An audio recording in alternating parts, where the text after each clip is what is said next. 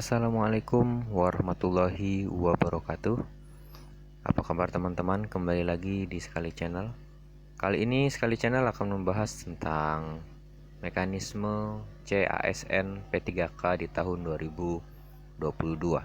Baik, langsung saja kita mulai. Nah, di sini sudah ada file dari Kementerian Pendidikan Kebudayaan, Riset dan Teknologi pada tanggal 9 Juni tahun 2022. Nah, baik teman-teman, mekanisme seleksi guru ASN ya P3K di tahun 2022 ini.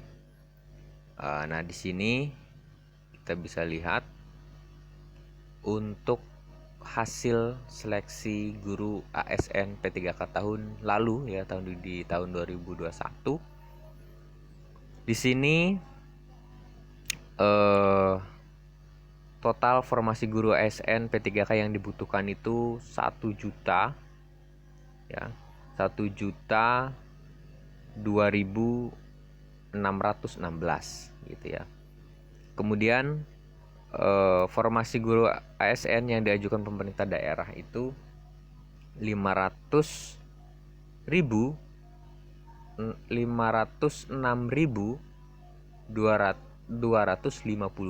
ya, yang ini ya.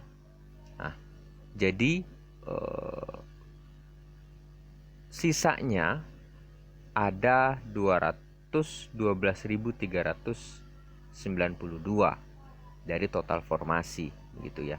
Nah, di tahun kemarin sebanyak 293.860 itu guru lolos dan dapat formasi begitu ya. Kemudian 193.954 itu guru lulus namun tidak dapat formasi, yang ini. Nah, kemudian yang tidak lulus adalah 437.823. Nah, dari ketiga ini di tahun kemarin pelamarnya adalah 925.637. Jadi logikanya formasi di tahun 2021 itu belum memenuhi begitu ya, dari total kebutuhan yang dibutuhkan gitu, sebesar 1.002.616 gitu ya. Sementara hanya 293.860 yang sudah lulus dan sudah diterima begitu. Nah, jadi di tahun 2022 ini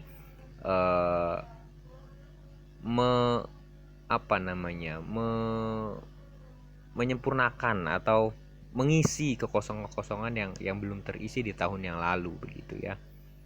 Nah, bagaimana mekanismenya? Langsung saja di sini. Nah, kita lihat jumlah formasi tahun 2022 adalah penjumlahan dari sisa formasi tahun 2021 dan formasi yang telah diusulkan Pemda untuk tahun 2022. Jelas ya tadi yang saya sampaikan tadi, bahwa di tahun 2021 ya, di tahun 2021 tahap 1, tahap 2 dan tahap 3. Kemudian di tahun 2022 ini adalah penjumlahan atau dari sisa formasi di tahun 2021 begitu. Jadi kalau tadi di tahun atau yang sudah diajukan itu adalah dari Pemdanya ya 343.631. Jadi untuk total kebutuhan di tahun 2022 ini adalah sebanyak 970.410 formasi yang dibutuhkan begitu ya. Nah, di sini 60% Pemda tidak memiliki formasi yang cukup menampung guru lulus passing grade, meskipun sisa formasi di tahun 2021 ditambah dengan usul formasi di tahun 2022. Nah, di sini ada empat ada empat ada empat status begitu ya. Ada 4 status. Ada hijau, kuning, oranye, dan merah begitu. Nah, di sini ada statistiknya. Kita lihat ini statistiknya. Nah, ini statistiknya ya. Ini statistiknya. Nah, keterangannya adalah yang hijau itu sisa formasi jauh lebih besar dibandingkan guru yang sudah lulus passing grade. Artinya formasinya yang banyak namun lulus passing grade-nya sedikit gitu ya. Nah, kemudian yang kuning sisa formasi sedikit lebih besar dibandingkan dengan guru yang sudah lulus passing grade. Ya, di sini ada 21%. Statusnya aman lah ya. Kalau hijau sangat aman. Kemudian ada tidak aman. Tidak aman itu orange. Jadi formasi sedikit lebih kecil. Ya, formasi sedikit lebih kecil dibanding dengan guru yang sudah lulus passing grade. Nah ini yang merah nih, sangat tidak aman. Jadi formasi jauh lebih kecil dibandingkan dengan guru yang sudah passing grade. Jadi guru yang passing grade-nya banyak tapi formasinya sedikit gitu loh.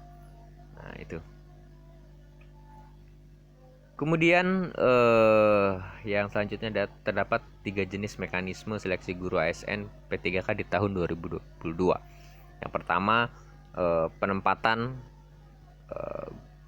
lulus passing grade. Penempatan individu yang telah lulus nilai ambang batas pada tahun 2021 di tempat tugaskan masing-masing atau di satuan pendidikan yang membutuhkan. Gitu ya. Jadi nanti penempatan lulus passing grade. Jadi ketika di tahun 2021 itu lulus passing grade, kemudian ada kuota untuk penempatan individu, nah itu bisa langsung ditempatkan begitu ya. Kemudian yang kedua adalah seleksi kesesuaian atau verifikasi.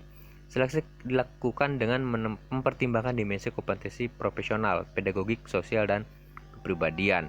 Nah, pesertanya adalah THK 2, kemudian guru honor negeri. Kalau yang tadi yang pertama pesertanya itu lulus passing grade di tahun 2021 ya. Kemudian yang kedua ini adalah yang THK 2, kemudian guru honor negeri ya. Lebih dari 3 tahun terdaftar pada Dapodik gitu ya. Itu pesertanya tuh kalau yang seleksi kesesuaian atau verifikasi. Kemudian yang ketiga ini tes gitu ya. Seleksi tes ini siapa sih atau apa sih? Seleksi tes itu dilakukan dengan mempertimbangkan dimensi kompetensi teknis, kompetensi manajerial, dan sosial kultural. Nah, pesertanya siapa? Guru honor negeri lebih dari 3 tahun, terdaftar pada Dapodik, kemudian boleh yang lulus PPG, kemudian juga guru honor di swasta. Guru honor swasta tentunya terdaftar pada data pokok pendidikan atau Dapodik. Nah, yang pertama mekanisme penempatan guru lulus passing grade tahun 2021. Nah, tadi ya yang ini yang nomor 1 nih penjelasannya adalah yang nomor 1 ini tadi penjelasannya adalah mekanisme penempatan guru passing grade tahun 2021.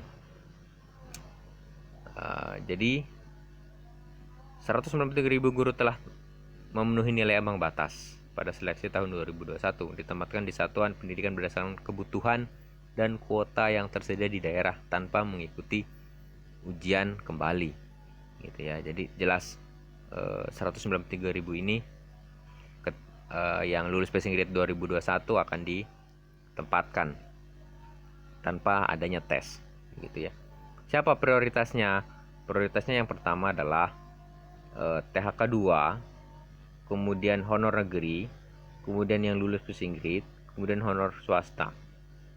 Gitu ya. Itu prioritasnya.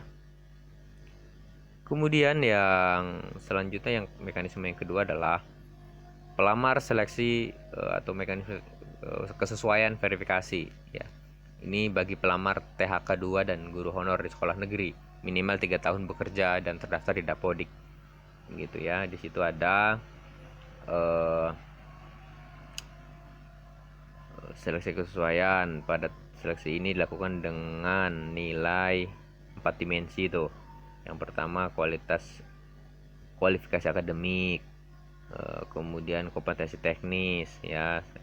Yang ketiga kinerja, yang keempat pemeriksaan latar belakang. Nah, itu bisa dilihat ya teman-teman.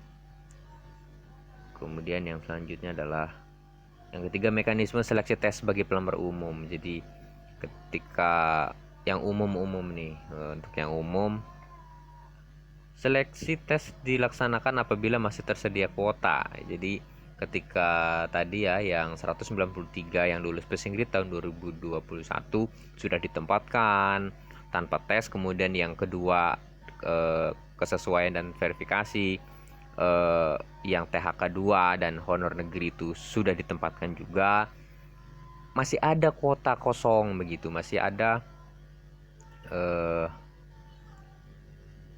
kuota yang belum terpenuhi gitu di suatu instansi dan membutuhkan P3K guru begitu ya. Nah, ini untuk yang umum begitu ya. Jadi seleksi ini dilaksanakan ketika masih tersedia kuota formasi P3K guru setelah seleksi kesesuaian dan verifikasi. Nah, seleksi tes dilakukan menggunakan CAT UNBK ya. Apa saja sih? Nah, di sini sudah dijelaskan nih, ada kompetensi teknik sesuai mata pelajaran ya. Butir soalnya 80 sampai 100, waktunya 120 menit, bobotnya 60%. Kemudian manajerial itu butir soalnya 30, waktunya 25 menit, bobotnya 40%. Ada sosial kultur 20 butir soalnya, kemudian waktunya 15, kemudian bobotnya 40 juga sama. Kemudian yang wawancara 10 soal, waktunya 10 menit, ya 40% gitu ya. Nanti itu penjumlahannya. Nah, tadi ya untuk guru honor di sekolah negeri, kemudian lulus program PPG ya, program pendidikan guru, dan guru honor di sekolah swasta. Oke. Nah ini teman-teman, jadi kalau teman-teman memerlukan info lebih lanjut bisa di layanan helpdesk Kemendikbud ya, di jam operasional tuh ada di sini, di pukul 7 sampai pukul 20.00 ada call centernya juga. Kemudian bisa selalu update di Instagramnya ya, Instagramnya Kemendikbudristek ya, di Telegram, kemudian bisa di portal di guru P3K kemdikbud.go.id. Nah, itu saja teman-teman yang dapat saya share informasi ini. Mudah-mudahan informasi ini bisa bermanfaat, dan teman-teman yang lulus P3K selamat, dan yang belum jangan pernah pantang menyerah. Harapan masih selalu ada, mudah-mudahan rezeki ada di depan. Itu saja, terima kasih. Saya akhiri. Assalamualaikum warahmatullahi wabarakatuh.